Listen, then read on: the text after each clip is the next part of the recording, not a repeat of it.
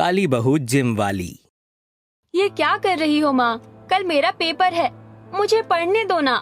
जरा ये लेप लगा दूं तेरे चेहरे पर, फिर आराम से पढ़ती रहना। मैं कौन सा तुझे डिस्टर्ब कर रही हूँ? माँ, आप ना जाने क्या क्या मेरे चेहरे पर लगाती रहती हैं। कुछ नहीं होने वाला इन सब से। ये लेप पहाड़ी वाले बाबा ने दिया है, इससे जरूर असर होगा, देखना। तेरा रूप खिलकर आएगा। मैंने तेरे बारे में उनको बताया था, उन्होंने ये लेप लगाने के लिए कहा है। इससे तेरा रंग बिल्कुल साफ हो जाएगा। माँ, ना जाने आप कहाँ कहाँ मेरे इस काले रंग के लिए धक्के खाती रहती हो। मेरा ये रंग पक्का है माँ, ये नहीं हटने वाला। और काले रंग के लोग क्या इंसान नहीं होते? उनका भी तो दिल धड़कता है, उनके भी तो अरमान होते हैं। तू अभी बच्ची है, तू क्या जाने काले रंग की लड़कियों के रिश्ते कितनी मुश्किल से मिलते हैं। तेरे लिए जितने भी रिश्ते वाले आते हैं वो इसी रूप को देखकर पीछे हट जाते हैं। एक माँ की हालत तू नहीं समझ सकती बेटा। एक माँ को बेटी के लिए कितना कुछ सहन करना पड़ता है। काशीपुर नामक शहर में रंगोली नाम की एक लड़की रहा करती थी, जो बहुत काली थी। और उसकी माँ जया उसके काले रंग को लेकर बहुत चिंता करती रहती थी, क्योंकि उसके काले रंग की वजह से उसकी शादी नहीं हो पा रही थी। जया को चिंता होने लगी थी कि रंगोली का कहीं रिश्ता होगा भी या नहीं, या कहीं ये पूरी जिंदगी कुंवारी न रह जाए। उसने कई जगह बात की पर बात नहीं बन पाई। मैं जरा बाजार से कुछ सामान लेने जा रही हूँ, तू चलेगी क्या मेरे साथ? नहीं माँ, मुझे नहीं जाना, नहीं तो फिर लोग मुझे काली काली कहकर चिढ़ाएंगे। वैसे तो मुझे कोई फर्क नहीं पड़ता, पर जब कोई मुझे कुछ कहता है तो आप परेशान हो जाती हो। ठीक है, चल मेरे साथ। अब मैं परेशान नहीं होंगी। पूरे दिन घर में बैठी रहती है, तेरा भी मन लग जाएगा। जया और रंगोली बाजार कुछ सामान लेने के लिए जाते हैं। तभी एक आवाज जया के कदमों को रोक देती है। वो पीछे मुड़कर देखती है तो उसकी सहेली ममता सामने खड़ी होती है। अरे ममता, तू यहाँ पर? मैंने तो उम्मीद ही छोड़ दी थी कि मैं कभी तुझसे मिल भी पाऊंगी। अच्छा हुआ तू यहाँ पर मिल गई। बहुत समय बाद तुझे यहाँ देखकर मुझे बहुत अच्छा लग रहा है। यही हाल मेरा है। वो तो मैं तेरे चाल से पहचान गई, और फिर मैंने आवाज दी तो तू मुड़ी।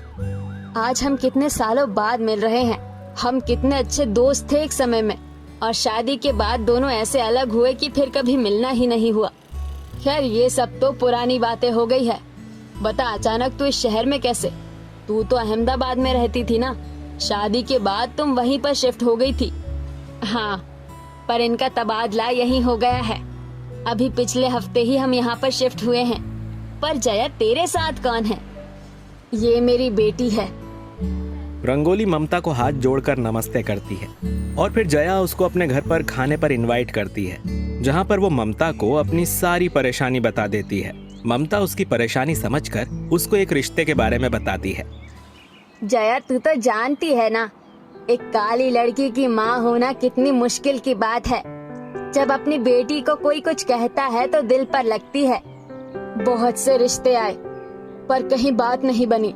ऊपर से दहेज के लिए भी बहुत डिमांड हो जाती है। मुझे अपनी बेटी को दहेज की बलि नहीं चढ़ाना। तू परेशान मत हो, मेरी नजर में रंगोली के लिए एक अच्छा रिश्ता है। रंगोली का रंग बेशक काला हो, पर वो एक संस्कारी और गुणी लड़की है। उसके लिए ये रिश्ता बिल्कुल परफेक्ट होगा। मैं कल ही उनको यहाँ पर लेकर आऊंगी। अगर ऐसी बात है तो बहुत अच्छा होगा। काश कि ये रिश्ता हो जाए तो मैं गंगा नहा लूं। ममता एक अमित नाम के लड़के के रिश्ते की बात रंगोली से चलाती है और अमित को रंगोली पसंद आ जाती है और कुछ ही दिनों में दोनों की शादी हो जाती है। रंगोली जब ससुराल में जाती है तो उसके काले रंग को देखकर पड़ोस की औरतें उसका मजाक बनाती हैं। अरे पिंकी, तुम्हें क्या अपने बेटे के लिए लड़कियों की कमी हो गई थी क्या, जो तुम बिल्कुल काली बहू लेकर आई हो? एक बार मुझसे तो कहा होता, दूध जैसी बहू ढूंढ कर लाती मैं अमित के लिए, और दहेज में तो घर भर जाता। एक तो काली बहू और ऊपर से लाई भी कुछ नहीं। आए दिन रंगोली के काले रंग की वजह से सुनने को मिलता रहता था, पर पिंकी कर भी क्या सकती थी। अमित को रंगोली ही पसंद थी तो उसको मजबूरन रंगोली से ही अमित की शादी करवानी पड़ी। रंगोली के घर के सामने एक जिम था। वहाँ पर लड़कियों को वर्कआउट करते देखकर रंगोली का भी बहुत मन करता है और वो अपनी सास से कहती है, माँ जी, यहाँ पर लड़कियां इस जिम में वर्कआउट करके कितनी स्ट्रांग हो जाती है। मेरा भी मन करता है कि मैं भी जिम ज्वाइन करूं। एक तो तूने अपने काले रंग की वजह से हमारी इतनी बेइज्जती करा रखी है, अब तू वर्कआउट और करने लग जा। रही सही इज्जत भी समाज में बेच दे। कोई जरूरत नहीं है जिम विम जाने की। घर में बैठो और घर को संभालो। पर माँ जी, जिम ज्वाइन करके आपकी बेइज्जती क्यों होगी भला? ये है तो मैं अपने फायदे के लिए ही कर रही हूँ। इससे मेरा शरीर भी स्वस्थ रहेगा। मुझसे ज्यादा सवाल जवाब करने से अच्छा है रसोई संभाल। रंगोली अमित को जिम जाने के लिए मना लेती है। अमित अपनी माँ से बात करता है और रंगोली जिम में जाना शुरू कर देती है। वहाँ पर सब लड़के लड़कियाँ और औरतें उसका मजाक उड़ाती हैं। अरे ये कहाँ से आ गई, उल्टा तवा, इसका भला जिम में क्या काम? इसको कौन सा मिस यूनिवर्स का खिताब जीतना है? अरे करने दो, इसको खुशी मिलेगी शायद। वैसे तो इसको कोई पूछता नहीं होगा। इसको बॉडी बिल्डिंग करवा दो जिससे ये काली बॉडी बिल्डर बन जाए। सभी उसके जिम ज्वाइन करने पर हंसते हैं। उसको बुरा तो लगता है पर वो कुछ कर नहीं सकती थी। वो जिम पर ही ध्यान देती है और बहुत अच्छा परफॉर्म करती है। एक दिन ट्रेनर किसी को सिखाते वक्त दुर्घटनाग्रस्त हो जाता है। यहाँ पर सबसे अच्छा परफॉर्म रंगोली तुम ही करती हो और मेरे हाथ और पैर में बहुत इंजरी आई है। इस वजह से मैं इन सबको नहीं सिखा सकता, पर मुझे तुम पर भरोसा है। तुम अब इन सब लोगों को ट्रेंड कर सकती हो। पर सर, मैं कैसे कर सकती हूँ? हमारे पास कोई रास्ता नहीं है। रंगोली सबको बहुत अच्छा वर्कआउट कराती है और सबसे बहुत प्यार से पेश आती है। उसके इस व्यवहार से सभी प्रभावित होते हैं। हालांकि कुछ लोग उसके खिलाफ भी होते हैं, पर वो उन लोगों से भी प्यार से बात करती है।